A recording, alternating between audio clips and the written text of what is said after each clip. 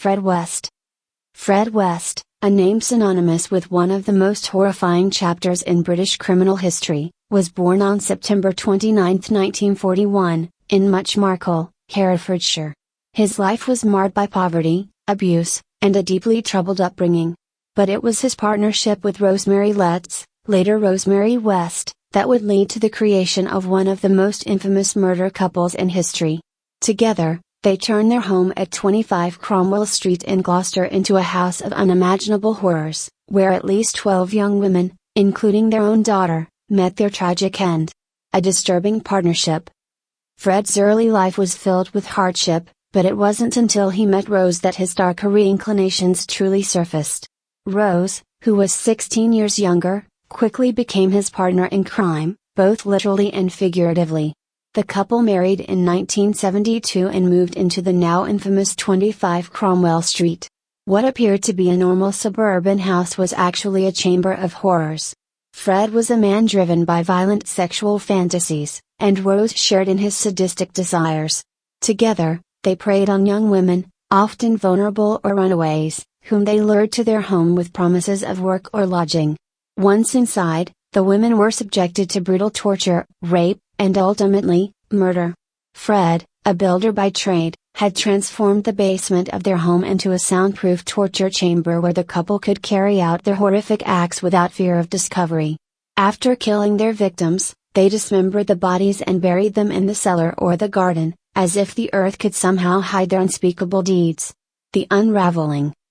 The Wests managed to evade capture for years, but their reign of terror began to unravel in 1992 when one of their daughters, Louise, confided in a friend about the sexual abuse she was suffering at the hands of her father. This revelation set off a chain of events that would eventually lead to the discovery of their horrific crimes. The police began investigating the disappearance of Heather West, one of Fred and Rose's children, who had not been seen since 1987. Suspicions grew that Heather had met with foul play, and in 1994, the police obtained a warrant to search the property. What they found was beyond anyone's worst nightmares. Human remains were discovered buried beneath the floorboards, in the garden, and at other locations linked to the Wests. The police soon realized they were dealing with a scale of murder unlike anything they had ever encountered. In total, the remains of 12 young women, including Heather West, were found. The evidence was overwhelming, and both Fred and Rose were arrested. Trial and legacy. Fred West initially took responsibility for all the murders, perhaps in an attempt to shield Rose from prosecution. However, before he could stand trial, Fred hanged himself in his prison cell on January 1, 1995, leaving behind a note that chillingly declared his love for Rose. His suicide meant that the full extent of his crimes, and his motivations, would never be fully understood. Rose West stood trial later that year, steadfastly denying any involvement in the murders. However, the evidence against her was irrefutable. Witnesses, including her surviving children, testified to her active participation in the abuse and murders. Rose was convicted of 10 counts of murder and sentenced to life imprisonment, with the judge recommending that she never be released.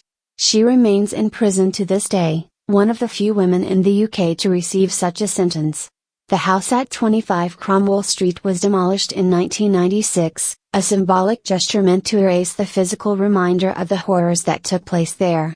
But the legacy of Fred and Rose West lives on, both in the memories of the victims' families and in the collective consciousness of a nation horrified by the depths of human depravity. Fred West's story is not just one of murder, but of the unfathomable evil that can exist within people. It's a tale that continues to send shivers down the spine, a dark chapter in the annals of crime that reminds us of the thin veneer of civilization that can hide the most monstrous of acts. The House of Horrors may no longer stand, but its legacy endures as a chilling testament to the capacity for evil in the human soul.